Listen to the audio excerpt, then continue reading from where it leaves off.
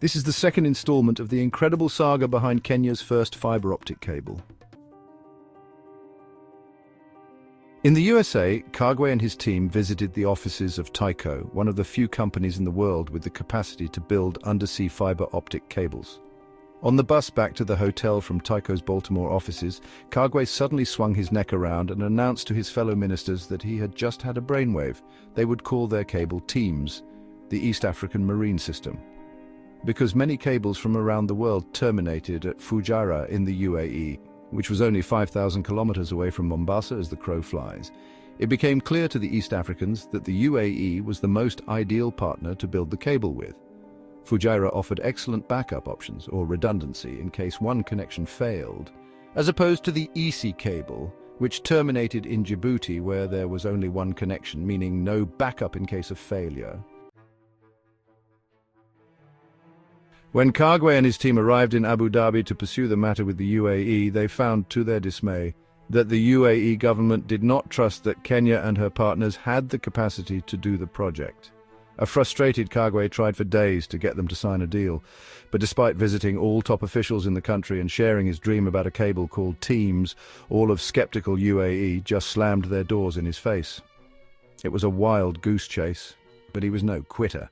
Plus, the prospect of crawling back to the South Africans with his tail between his legs was not appealing, so he played the last gambit of a desperate chess player and made a move for the king.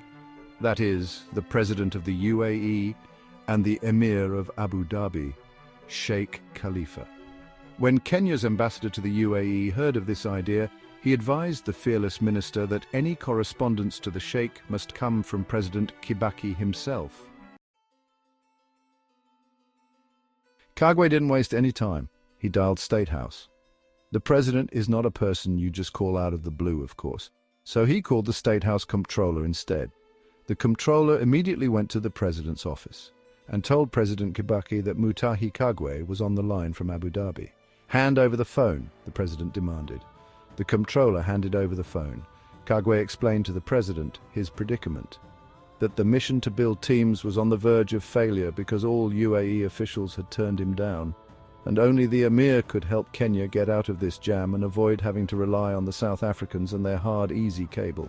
Therefore, he needed the president to write a letter from Kibaki to Sheikh Khalifa.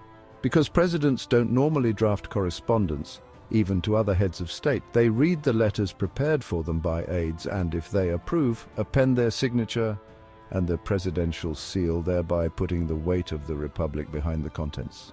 Since it was late evening in Nairobi and nearly midnight in Abu Dhabi, Kagwe told the president that he would ensure the letter was delivered to State House in the morning. The president, however, overruled that idea. Instead, a startled Kagwe was ordered to have the letter prepared and delivered to State House immediately. Quickly, the government's top brass swung into action to prepare the needed letter, which was duly delivered to the head of state and signed. Off it went to the emir. Watch the next video for the final installment in this incredible saga. Find out about the death threats Kagwe's team had to deal with. This is the Kenyan Observer.